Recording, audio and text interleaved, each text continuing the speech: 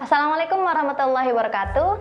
Hai, aku Zahra Nafisa. Selamat datang di Bincang Muslimah dan di sesi Muslimah Talks.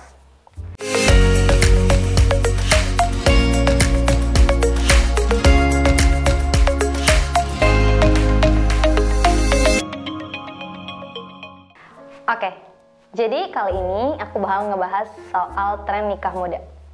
Tapi justru yang bakal aku bahas adalah soal perpisahan pasangan yang dulu awalnya menikah di usia muda. Emang sebenarnya nikah muda itu umur berapa? Kalau dalam Undang-Undang Perkawinan Nomor 1 Tahun 1974, batas usia minimal yang diizinkan bagi wanita dan laki-laki untuk bisa menikah adalah 19 tahun. Ketetapan ini pun merupakan hasil revisi pada tahun 2019 yang sebelumnya mengizinkan perempuan untuk menikah dengan minimal usia 16 tahun dan laki-laki 19 tahun. Nah, berarti kalau usia di atas 20 tahun udah nggak lagi muda berdasarkan batasan usia menikah dong. Beda halnya dengan sekarang, zaman dulu kebanyakan pernikahan dini atau pernikahan di bawah umur adalah karena pernikahan paksa. Biasanya karena keluarga pihak perempuan ingin melepas belenggu kesulitan ekonomi sehingga menikahkan putrinya. Dan tentu dalam kasus ini yang menjadi korban adalah perempuan. Maka perlulah diatur dalam undang-undang agar punya payung hukum soal batasan usia menikah, dan ini tentu merupakan perjuangan yang gak mudah. Tapi sekarang justru nikah muda jadi tren. Meskipun sebenarnya ada yang sudah melewati batasan usia minimal. Tapi sampai akhirnya kan kita tahu ya kalau ternyata muda dan tua itu gak cuma soal angka, tapi soal kepribadian dan cara berpikir. Saat ini, terutama beberapa tahun belakangan, dan utamanya lagi ketika kita masuk era disrupsi, saat semua hal yang kita lakukan bisa kita share di media sosial, tren nikah muda mencuat dengan visi menjauhi zina. Hah? Apa menjauhi zina cuma nikah muda? Ya enggak dong. Ibadah kan nggak sebatas menikah. Ada puasa sunnah, sibuk belajar, sibuk berkarya, juga masuk ibadah kan? Nah, kembali lagi ke soal yang ramai di media sosial. Publik figur atau pasangan influencer yang memutuskan bercerai memang pada mulanya menikah di usia muda. Yang lagi kita bahas ini.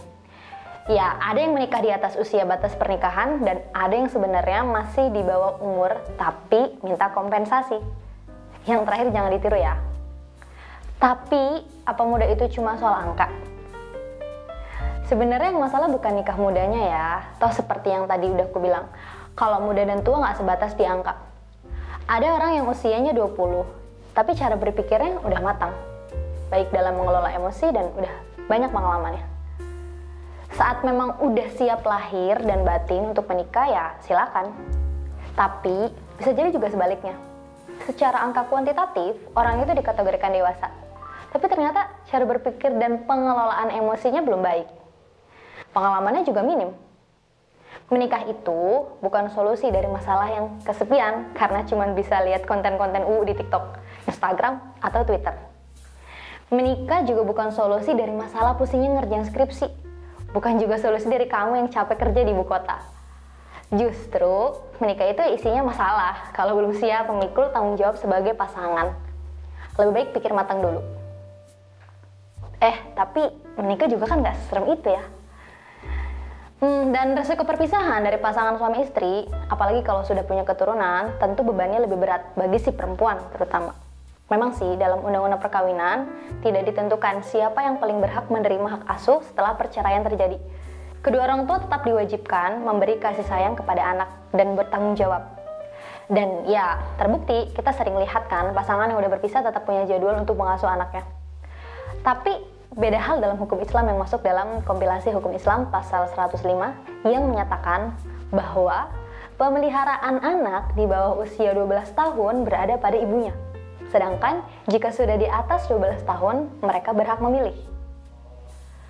Tapi kamu coba pikirin deh, para perempuan ya, sebelum memutuskan untuk menikah, berapapun usiamu, tanyakan pada dirimu sendiri, apakah sudah bijak dalam mengelola rasa sedih, amarah, atau kecewa? Apa kamu menikah karena sudah menemukan atau karena kamu cuma ingin melepas belenggu beban hidupmu?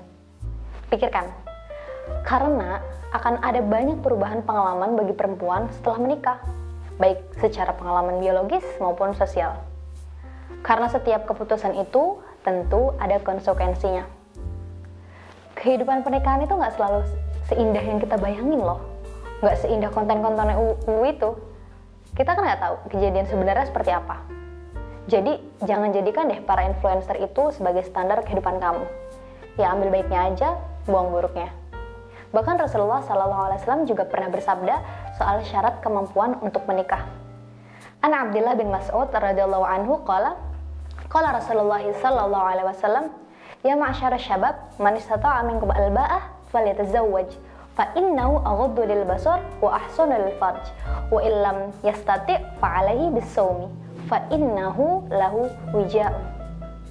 Imam Qurtubi mengartikan bahwa kata syabab di sini yang berarti pemuda adalah mencakup laki-laki dan perempuan yang berusia rentang 16 sampai 32 tahun. Sedangkan Imam Nawawi membatasi sampai 30 tahun. Ulama memang berbeda pendapat mengenai makna ba'ah.